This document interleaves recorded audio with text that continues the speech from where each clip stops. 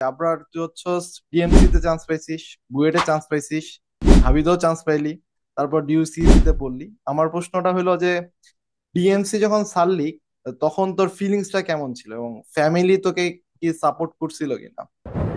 ওটা তো মেডিকেলে জাস্ট এক্সাম দিছিলাম, কারণ হচ্ছে শুরুতে এক্সাম হয়েছিল মানে। তো কোনো রিগ্রেট ফিল হয়েছে কিনা যে বুয়েট ছেড়ে ডিউতে পড়তেছিস বা ডিএমসি ছেড়ে ডিউতে পড়তেছিস? তো বেস্ট অফ লাক।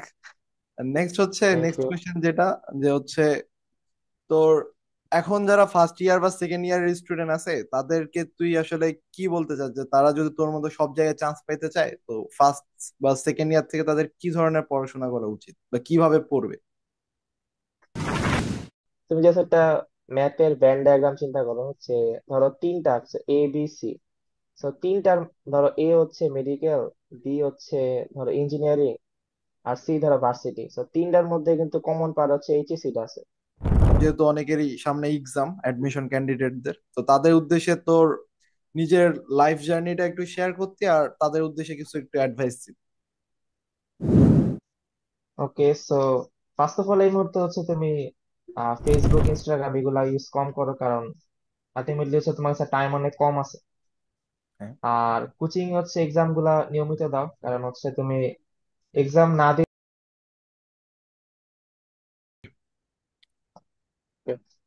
হ্যালো, আসসালামু আলাইকুম প্রিয় শিক্ষার্থীরা, তোমাদের সাথে আজকে উপস্থিত আছে আমার বন্ধু আবরার ইয়াসির। তোমরা হয়তো অনেকেই তাকে চিনো, আবার অনেকেই চিনো না। সে একাধারে বুয়েট, ডিএমসি এবং ঢাবি সব জায়গাতেই টপ পজিশনে চান্স পাইছিল। তো আজকে আবরার ইয়াসিরের কাছে আমার বেশ কয়েকটা প্রশ্ন আছে যেগুলো হয়তো অনেকেই জানার আগ্রহ প্রকাশ করবা এবং অনেকেই জানা হয়নি এখনো। তো আমি আবরারের কাছে প্রথমে যে কোশ্চেনটা করতে চাই যে আবরার তুই হচ্ছস ডিএমসি তে চান্স পাইছিস, বুয়েটে চান্স পাইছিস, হাবিদেও চান্স পাইলি, তারপর ডিইউসিসি তে পড়লি। আমার প্রশ্নটা হলো যে ডিএমসি যখন ছাড়লি তখন তোর ফিলিংসটা কেমন ছিল এবং ফ্যামিলি তোকে কি সাপোর্ট করছিল কিনা এই সিদ্ধান্ত নেওয়ার পিছনে? আর এমন কি ছিল যেটা তোকে ইন্সপায়ার করছিল যে ডিএমসি ছেড়ে ডিইউসিসি তে ভর্তি হওয়া? Okay, so first of all, hello everyone, and thanks for having me on the show. So question হচ্ছে যে, মানে যখন হচ্ছে আমি ক্লাস 9-10-এ ছিলাম, সো তখন থেকে হচ্ছে আমার কম্পিউটার সায়েন্স নিয়ে পড়ার ইচ্ছা ছিল। এন্ড মেবি হচ্ছে আমি হচ্ছে লাইক যে আইসিটি বা টেক এর পার্সন লাইক বিল গেটস, দেন হচ্ছে স্টিভ জবস, ওদের নিয়ে হচ্ছে আমার বেশি ভালো লাগে আসলে। সো তখন থেকে ইচ্ছা ছিল হচ্ছে যে সিএসসি নিয়ে পড়ার। সো মানে গোল ছিল, ফিক্স ছিল যে পড়লে সিএসসি নিয়ে পড়বো। সো দ্যাটস ওয়াই মেডিকেলে যাই নাই। আর বুয়েটে যেহেতু হচ্ছে সিএসসি আসে নাই, সো বুয়েটে ভর্তি হয়নি। আচ্ছা, তার মানে তোর হচ্ছে একবারে শুরু থেকে একটা টেকি একটা চিন্তা ভাবনা ছিল যে টেকনোলজি রিলেটেড সাবজেক্টই পড়বি। আচ্ছা, আমার এই জায়গায় কোশ্চেন হলো যে হচ্ছে ধর তুই সিএসসি না পেয়ে তুই যদি সফটওয়্যার ইঞ্জিনিয়ারিং পাইতি সেক্ষেত্রেও কি তুই সিএস মানে ডিএমসি ছাড়ার সিদ্ধান্ত নিতি কিনা? সফটওয়্যার ইঞ্জিনিয়ারিং, হ্যাঁ, মেবি নো। হয়তো বা তখন হচ্ছে আমি আইওটি দিকে যেতাম, কারণ ওদিকে হচ্ছে সিএসসি আসার মেবি আসতো। মানে তোর একবারে শুরু থেকে একটা ডিসিশন ছিল যে যেখানেই পড় সিএসসি নিয়েই পড়বি, এই টাইপের। হ্যাঁ, ওটা শুরু থেকে ছিল। প্লাস যখন কলেজ লাইফে ছিলাম এনডিসি তে, তখন হচ্ছে সেম ইচ্ছে ছিল। তো ওটা আচ্ছা, চেঞ্জ করার প্ল্যান ছিল না আসলে। আচ্ছা। তো এই ক্ষেত্রে ধর অনেকের তো একটা স্বপ্ন থাকে ডিএমসি তে চান্স পাওয়ার, সেই ক্ষেত্রে তুই ডিএমসি তে চান্স পাইছিলি, পাওয়ার পর তুই যখন ছাড়ে দিলি তোর ফ্যামিলির রিয়াকশন কি ছিল বা ফ্যামিলি কি সাপোর্ট করছিল এই জায়গায়? হ্যাঁ, ফ্যামিলি সাপোর্ট করছিল। আর মানে ওটা তো মেডিকেলে জাস্ট এক্সাম দিছিলাম, কারণ হচ্ছে শুরুতে এক্সাম হয়েছিল মানে। হ্যাঁ, একবারে আর শুরুতে। ইউর এক্সাম আর হচ্ছে বোর্ড এক্সাম অনেক পরে হয়েছিল, প্রায় 6-7 মাস পরে হয়েছিল। তো জাস্ট পরীক্ষার হলে হচ্ছে এক্সপিরিয়েন্স নেওয়ার জন্য হচ্ছে এক্সাম দিছিলাম। আচ্ছা, দেন হয়ে গেছিল আসলে। আচ্ছা, ঠিক আছে। আচ্ছা, তোর কি আমার নেক্সট কোশ্চেন হলো তোর কি কখনো এখন পর্যন্ত কোনো রিগ্রেট ফিল হয়েছে কিনা যে বুয়েট ছেড়ে ডিউতে পড়তেছিস বা ডিএমসি ছেড়ে ডিউতে পড়তেছিস?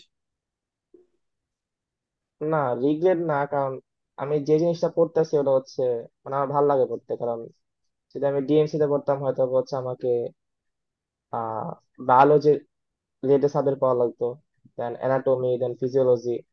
তো ওগুলা পড়ার কোনো ইচ্ছা ছিল না আমার। তো এই কমপ্লেক্স নিয়ে যদি হচ্ছে ইচ্ছা না থাকে, ওগুলা পড়লে হয়তো বা হচ্ছে ফিউচারে বিষয়টা কাজ করা পসিবল না। আর এমন না যে সিএসসি ফিল অনেক বেশি ইজি, কারণ অনেক ডিফিকাল্ট জিনিস আছে, বাট যেহেতু হচ্ছে এইটা আমার ইচ্ছা অনেক বেশি ছিল, তো ওই জিনিসটা ডিফিকাল্ট হলে হচ্ছে আমি হয়তো বা মানা নিতে পারবো। বাট ওই ক্ষেত্রে অন্য ফিল্ডে গেলে হচ্ছে ওই ডিফিকাল্টিটা আসলে এই ফিল্ডে থাকার কারণে অনেকটা আমার কাছে মানে মজার মতো মনে হবে, বাট অন্য ফিল্ডে হয়তো বা হচ্ছে প্যারা মনে হবে।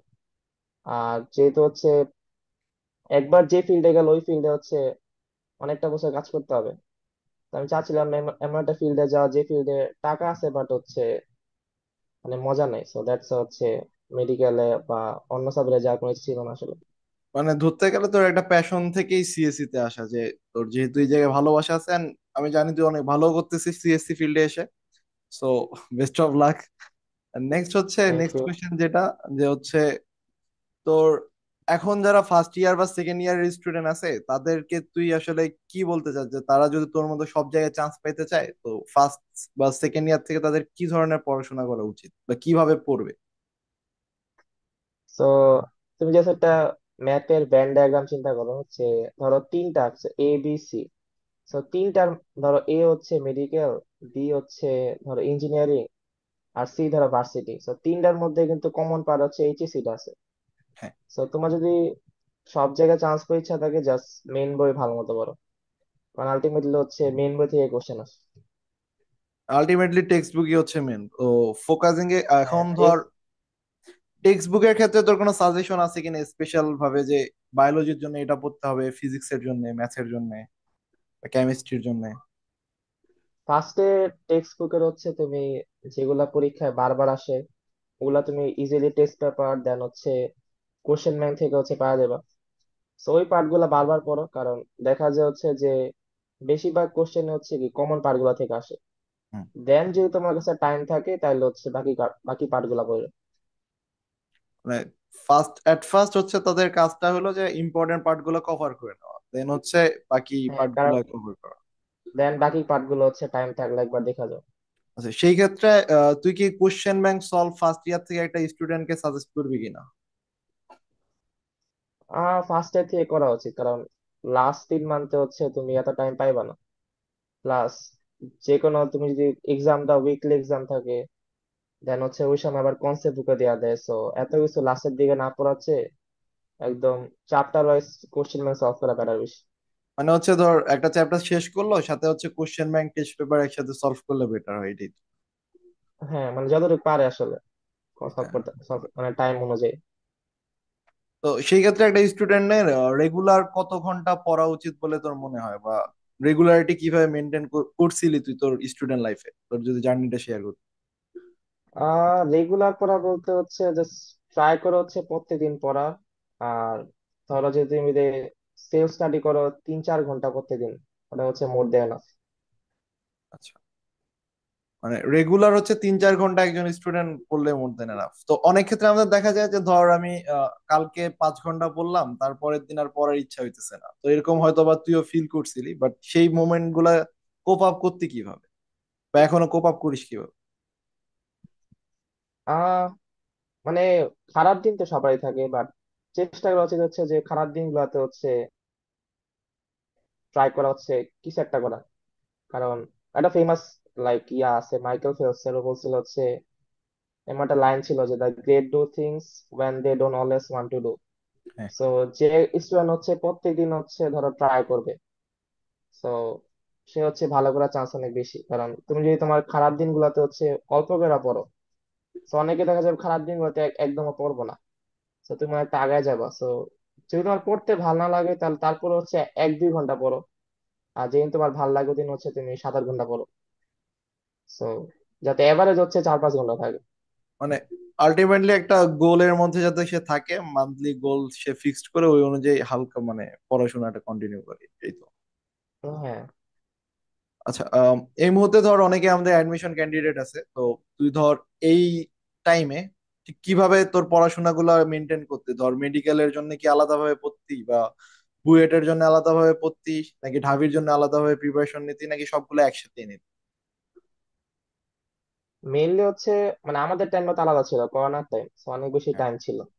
আহ, সো ওটা হচ্ছে আমরা হচ্ছে অনেক বেশি টাইম পেয়েছিলাম, বাট তোমাদের কাছে যেহেতু হচ্ছে অনেক কম টাইম আছে, বাট গুড পার্ট হচ্ছে তোমাদের হচ্ছে শর্ট সিলেবাস। সো তোমরা হচ্ছে যদি মেইন বইটা অনেক ভালোভাবে পড়ো, দেন ধরো তোমার মেইন ফোকাস হচ্ছে ইঞ্জিনিয়ারিং। সো দেন তুমি কোশ্চেন ব্যাংক সলভ করলা, প্লাস হচ্ছে তুমি কনসেপ্ট বুক পড়লা। সো ওগুলা করার পর যদি তোমার মেইন টার্গেটের পড়াগুলা ভালো মতো করার পর যদি টাইম থাকে, দেন তুমি ধরো ডিউ জন্য ফোকাস করলা, জাস্ট হচ্ছে বায়োলজি পার্টটা বললা। সো বায়োলজিতে আবার মেডিকেলও আছে। সো দেখা যাচ্ছে তোমার হচ্ছে ওইসব ঠিকঠাক করলে মেডিকেল হচ্ছে 75 মার্কস তো অলরেডি কভার আপ হয়ে যায়। তো বাকি থাকে আর 25 মার্ক, যা হচ্ছে ইংলিশ আর হচ্ছে জিকে। সো অনেক হচ্ছে ইঞ্জিনিয়ারিং ভর্তি পরীক্ষা ইংলিশ আছে, যেমন হচ্ছে আইওটি তে আছে, তারপর হচ্ছে সিকিউরিটি আছে। সিকিউরিটি আসে। তো তোমার দেখা যায় ইংলিশ পার্টটা ওদিকে কভার আপ হয়ে যায় আসলে, তুমি যদি ইংলিশের কনসেপ্ট পড়ো। তো জাস্ট বাকি থাকে হচ্ছে 10 মার্ক। ওই 10 মার্ক তুমি যদি কমও পাও, মানে মেনলি হচ্ছে তো আসে মুক্তিযুদ্ধ থেকে, সে তুমি পরীক্ষার আগের দিনে দেখা যাও, তারপর তুমি 5-6টা পারবা। হুম। আলটিমেটলি চান্স হয়ে যাওয়া উচিত। আহ, তো হচ্ছে তুই যেটা বলতেছিস যে মেন তাদের ফোকাসিং হওয়া উচিত হচ্ছে আগে টেক্সট বুকটা ভালো মতো পড়া, দেন হচ্ছে কোশ্চেন ব্যাংক গুলা যেদিকে খুশি, মানে যেটাতে তার মানে যেটা তার ইচ্ছা। হচ্ছে মেইন টার্গেট, ওটা হচ্ছে হ্যাঁ। ভালো মতো করা। আচ্ছা। তারপর জাস্ট যদি বাসরির এক্সাম দেওয়ার ইচ্ছা থাকে, তাহলে হচ্ছে বায়োলজি একটু দেখো। মানে অনেক থাকে না হচ্ছে কোর্স থাকে, ইঞ্জিনিয়ারিং প্লাস হচ্ছে বায়োলজি, ওগুলা করলে মোটামুটি হয়ে যায় আসলে। কেউ যদি জাস্ট ডিউর জন্যই প্রিপারেশন নিতে যায় ডেডিকেটলি, তার এই মুহূর্তে কিভাবে প্রিপারেশন নেওয়া উচিত বলে তোর মনে হয়? দেন ডিউতে হচ্ছে টাইম হচ্ছে অনেক বেশি ইম্পর্টেন্ট, কারণ অনেকে দেখা যায় হচ্ছে যে কোশ্চেন পারে বাট হচ্ছে অ্যান্সার করতে পারে না। তো হুম। তুমি যদি হচ্ছে ডিউতে অনেক ভালো র্যাঙ্ক করতে চাও, তাহলে হচ্ছে বেশি বেশি এক্সাম দাও। আর ট্রাই করো হচ্ছে যে ম্যাথ গুলা হচ্ছে বারবার আসে, ওগুলো হচ্ছে অনেক কম টাইমে সলভ করা ট্রাই করা। তো তুমি চাইলে হচ্ছে কিছু অ্যান্সার মনে রাখতে পারো যেগুলো হচ্ছে প্রায় আসে, যে তোমার ক্যালকুলেশন করতে না হয়। আচ্ছা। বেশি বেশি এক্সাম দাও, কারণ হচ্ছে ডিউতে হচ্ছে মানে তুমি যা রিটেন লিখবা, মানে অনেক কম টাইম পাওয়া যায়, হয়তো বা তুমি সবগুলাই পারো বাট অ্যান্সার করতে পারবে না।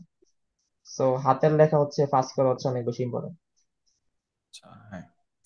তো হ্যান্ড ক্যালকুলেশনের ব্যাপারটাও তাদের আর কি লক্ষ্য রাখা উচিত, কারণ এইচএসসি তে অনেকেই হ্যান্ড ক্যালকুলেশন ক্যালকুলেটর ছাড়া করে না।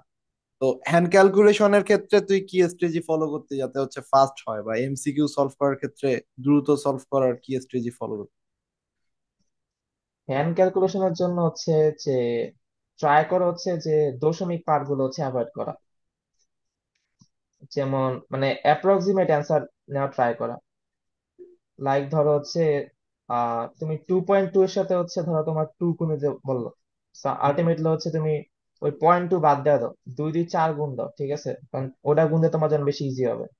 তারপরে খেয়াল করো হচ্ছে যে ওই 4-এর আশেপাশে কোন অ্যান্সার আছে কিনা। ধরো একটা অ্যান্সার দেওয়া আছে 1 দেওয়া আছে, একটা ধরো হচ্ছে 4.2 সামথিং দেওয়া আছে, একটা হচ্ছে 8 দেওয়া আছে, 10 দেওয়া আছে। আর তুমি তো 4 পাইছো, তো ইজিলি বোঝা যায় অ্যান্সারটা কত হবে, 4 পয়েন্ট সামথিং হবে। হ্যাঁ। সেরকম ভাবে যদি তুমি অ্যাপ্রক্সিমেট অ্যান্সার করতে পারো, তাহলে হচ্ছে অনেক পাস করতে পারবে। আচ্ছা। প্লাস কিছু হচ্ছে লগের গুলা মনে রাখা, যেমন হচ্ছে লগ 2 এর মান কত, লন 2 এর মান কত, যেগুলো হচ্ছে প্রায় আসে। তো তখন তুমি ইজিলি তাড়াতাড়ি ক্যালকুলেশন করতে পারবে আসলে। এমসিকিউ সলভের ক্ষেত্রে কিভাবে সর্বোচ্চ অ্যাকিউরেসি অর্জন করা পসিবল, মানে ধর একজন চাইতেছে যে আমার 100-তে 80% থেকে 90% অ্যাভাব মার্কস তোলার, সেই ক্ষেত্রে তার কিভাবে প্রিপারেশনটা নেওয়া উচিত বলে তোর মনে হয়? অনেক মানে এমসিকিউর ক্ষেত্রে হচ্ছে কি যে এগেইন হচ্ছে কি তোমার হচ্ছে 60টা এমসিকিউ হচ্ছে 45 মিনিট দেওয়া লাগে। হুম।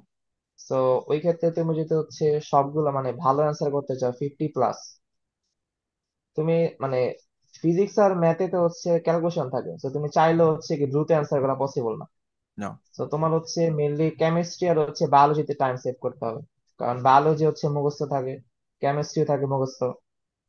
তো তুমি ট্রাই করবে হচ্ছে এই দুইটা হচ্ছে 15 মিনিটে সলভ করা, আর বাকি যে 30 মিনিট থাকে ওই 30 মিনিট হচ্ছে ফিজিক্স আর হচ্ছে ম্যাথ দেখানো। আচ্ছা। তো এটা করলে আসলে অনেক হেল্পফুল হয় কারণ বায়োলজি চিন্তা করার দরকার নেই, তুমি চাইলে বায়োলজি 15টা এমসিকিউ হচ্ছে 3 মিনিট আগাতে পারবা, ওটা কোনো সমস্যা নেই। জাস্ট ওগুলা তাড়াহুড়া করে দাগে, এই পার্টে বেশি টাইম দাও। সো মানে তাইলে হচ্ছে মেনলি তুমি টাইমের মধ্যে শেষ করতে পারবে। আচ্ছা, অনেকে হচ্ছে ফেস করতেছে সিলি মিস্টেক, মানে হচ্ছে হয়তো আমি জানি অ্যান্সারটা, বাট হচ্ছে কোনো কারণে ভুল হয়ে যেতেছে বা হালকা ক্যালকুলেশন এরর কারণে মিস্টেক হইতেছে। তো এই সিলি মিস্টেক গুলা কিভাবে তারা মানে অ্যাভয়েড করতে পারে, ওভারকাম করতে পারে?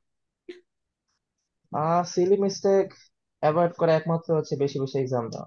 তুমি অনলাইনে এক্সাম না দেওয়া চাইলে হচ্ছে তোমার কোচিং সেন্টারে গিয়ে এক্সাম দিতে পারো। ওটা বেটার, কারণ তখন হচ্ছে তুমি হচ্ছে একটা এক্সাম ইনভায়রনমেন্ট পাইবা। মানে বেশি বেশি এক্সাম দিলে কি হবে, আলটিমেটলি হচ্ছে একটা অভ্যস্ত হয়ে যাবে।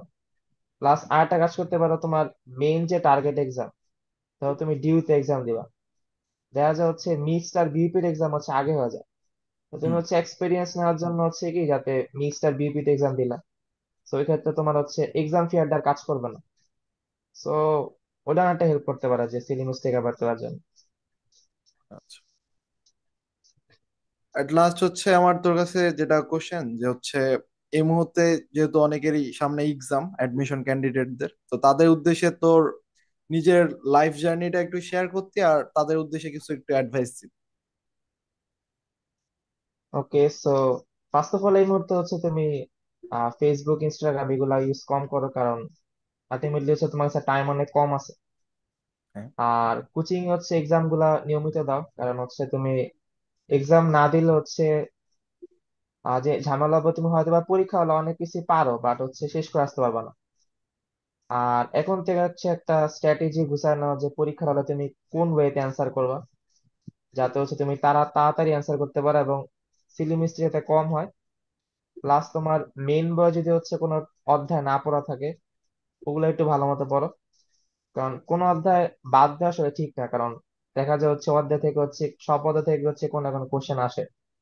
তো যেগুলো হচ্ছে তুমি বাদ দিছো, ধরো তুমি যদি অর্গানিক কেমিস্ট্রি না পড়ো, তো ওইটা হচ্ছে পড়ে ফেলো। সো জাস্ট যতটুকু মানে ট্রাই করো হচ্ছে ভালো মতো পড়া, মানে জাস্ট ওদের সিলেবাসটা যতটা সম্ভব হচ্ছে কভার করে নেওয়া হচ্ছে এই মুহূর্তে সব কভার থেকে করা বেশি। প্লাস কোশ্চেন ব্যাংক সলভ করা। আর বেশি বেশি এক্সাম দেওয়া, এটাই তো। হ্যাঁ। আচ্ছা, অনেক অনেক ধন্যবাদ আবরার ইয়াসির। আমাদের আশা করি হোপফুল যে আমাদের দর্শকদের হচ্ছে অনেক হেল্পফুল হবে ভিডিওটা, এবং অনেক গাইডলাইন দিছিস, যেটা হচ্ছে অনেকের অনেক দরকারি এই মুহূর্তে। তো আজকের ভিডিও এই পর্যন্তই। ধন্যবাদ। হ্যাঁ ভাই।